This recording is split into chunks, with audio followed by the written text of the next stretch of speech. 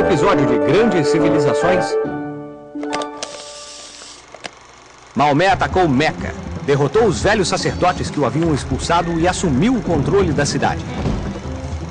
Depois da conquista de Meca, a cidade onde ficava a casa de Maomé tornou-se o centro sagrado para os seguidores do Islã, e ainda é assim até hoje. Após a morte do profeta Maomé no ano 632, a religião islâmica serviria como a força motriz para unir todas as cidades e vilas na Península Arábica. Os muçulmanos, em seguida, partiram para conquistar um território enorme, formando um império que, em menos de uma centena de anos, ia da Espanha até a Índia.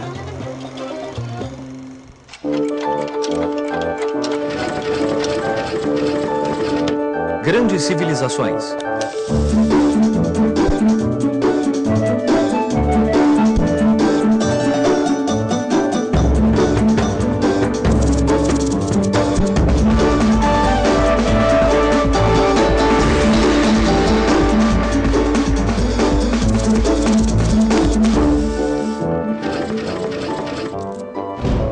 O Islã, segunda parte. O grande império islâmico era governado por califas, palavra que significa sucessor do mensageiro de Deus. Eles eram os herdeiros legítimos do poder do profeta Maomé. Sob seu comando estavam os emires, que eram os governadores de grandes territórios. Mais tarde, eles seriam reinos independentes, governados por lendários sultões do Oriente. As casas desses muçulmanos refletiam suas vidas simples no deserto, sem nenhuma decoração e com muito pouco conforto. Homens e mulheres viviam quase que completamente separados uns dos outros, e um homem podia ter até 4 esposas. Normalmente, as mulheres viviam em uma área separada da casa chamada harém. As lendas falam de sultões muito poderosos que tinham haréns com centenas de mulheres. Quanto maior o harém, maior o poder do sultão. Uma cultura refinada. O Império Islâmico também marcou um período de grande esplendor. Entre os anos 750 e 1258, o Império era governado pelos Abássidas, que eram descendentes diretos do grande profeta Maomé.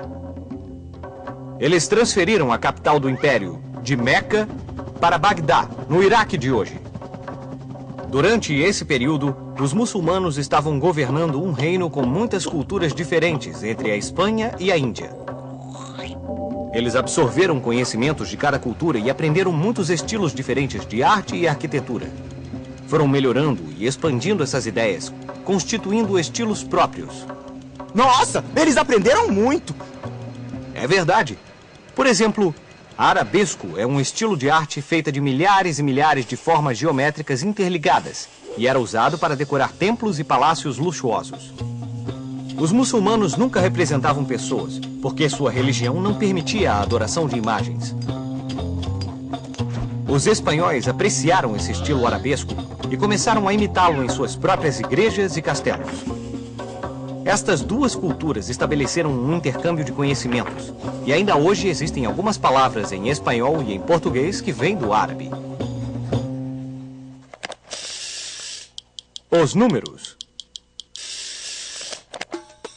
Muitos anos antes de o Ocidente ter a experiência do renascimento da cultura antiga, os árabes já estavam estudando os filósofos gregos. Inspirados por esses grandes pensadores, eles começaram a estudar o mundo natural e a aprender os princípios da ciência. Somos gratos aos árabes pelo avanço dos estudos em química, física e astronomia. E eles ainda desenvolveram a álgebra. Então, os árabes inventaram a álgebra? Isso mesmo. E o nome álgebra vem de uma palavra árabe. Também devemos agradecer aos árabes por sua forma simples e eficiente de expressar os números. Eles inventaram uma nova forma de agrupamento de números em unidades, dezenas, centenas e assim por diante. Eles deram a cada número seu próprio valor. Por exemplo, 1, 2, 3. Mas também deram a eles um valor dependendo de sua posição. Quando o 1 está antes do 2, então quer dizer que é uma dezena. E o 2 seria somado, obtendo então o número 12. Essa maneira de escrever os números e atribuir valores a eles é tão prática e eficaz que todas as sociedades no mundo inteiro a utilizam até hoje. E isso nós devemos ao gênio árabe. Puxa, eles eram inteligentes. As Mil e Uma Noites. As Mil e Uma Noites são uma enorme coleção de contos fantásticos do mundo árabe. São encantadores contos de princesas se apaixonando por intrépidos aventureiros. Gênios que são capazes de realizar desejos, tapetes voadores, piratas lendários, fortunas estranhas e conquistas magníficas. São histórias dentro de histórias, dentro de histórias, interligadas entre si como um grande conto, enorme, infinito. Histórias que se passam em uma grande quantidade de países influenciados pelos muçulmanos na época. Arábia, Pérsia, Egito, Índia, até mesmo a China. O quê? Histórias dentro de histórias? Contos sem fim?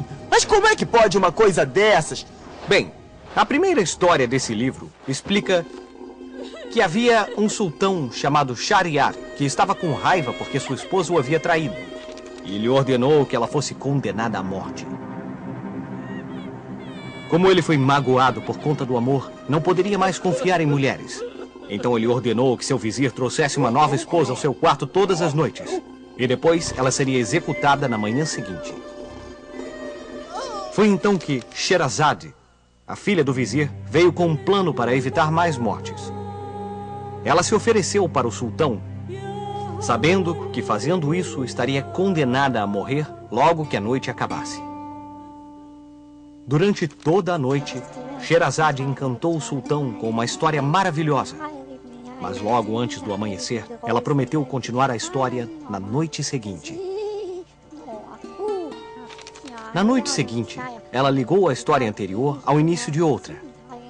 E assim, dessa forma, ela conseguiu captar a atenção do sultão por 1001 noites. Nossa! Finalmente, o sultão poupou sua vida e a libertou. Muitas destas histórias ainda são populares até hoje. Aladim e a Lâmpada Mágica, Simba, o Marujo e Ali Babá e os 40 Ladrões. Todas são da coleção 1001 Noites. A influência do Islã. Ao longo dos séculos, o grande Império Islâmico começou a desmoronar lentamente. E em 1258, a cidade de Bagdá foi atacada e destruída pelos mongóis, sob o comando de Hulagu, o neto de Gengis Khan. Outros grupos muçulmanos conseguiram formar novos impérios, como os Fatímidas, no norte da África, e os turcos otomanos, no Oriente Médio. Reinos muçulmanos existiram na Península Ibérica até 1492, mesmo ano em que Colombo chegou à América. Mas eles foram expulsos da Espanha pelos reis católicos. De desertos áridos a palácios luxuosos, a história cativante do Islã mostra o quão forte o poder da fé pode ser. O profeta Maomé disse que a fé pode mover montanhas. Bem, certamente ele tinha razão. A força do Islã conseguiu unir inimigos, criar riquezas enormes, desenvolver a ciência e influenciar o resto do mundo com o charme delicado de seus escritos e de sua arte. Hoje, milhões e milhões de seguidores rezam 5 vezes por dia olhando para Meca e fazem uma peregrinação à cidade pelo menos uma vez em suas vidas. Isso mostra que a chama ardente da sua fé não desapareceu e não vai desaparecer. Vamos usar nossa bússola do tempo para ver o que estava acontecendo nos outros lugares do mundo nessa mesma época. O que estava acontecendo na Europa enquanto o grande império muçulmano estava atingindo seu maior esplendor? Naquela época, a Europa estava mergulhada em trevas. Trevas? Por acaso alguém apagou as luzes? Não, Pipo. Não era uma escuridão real, mas a escuridão que resulta da falta de luz do conhecimento. Por volta do século X d.C., muitos reis e cavaleiros na Europa tinham perdido o interesse pelo conhecimento.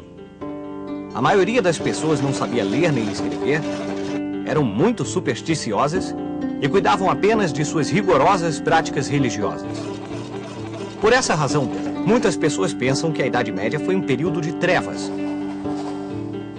como um porão escuro no qual os humanos permaneceram escondidos e só saíram novamente para a luz em torno do ano 1500, quando renasceram as ideias clássicas que fizeram a antiguidade greco-romana tão brilhante.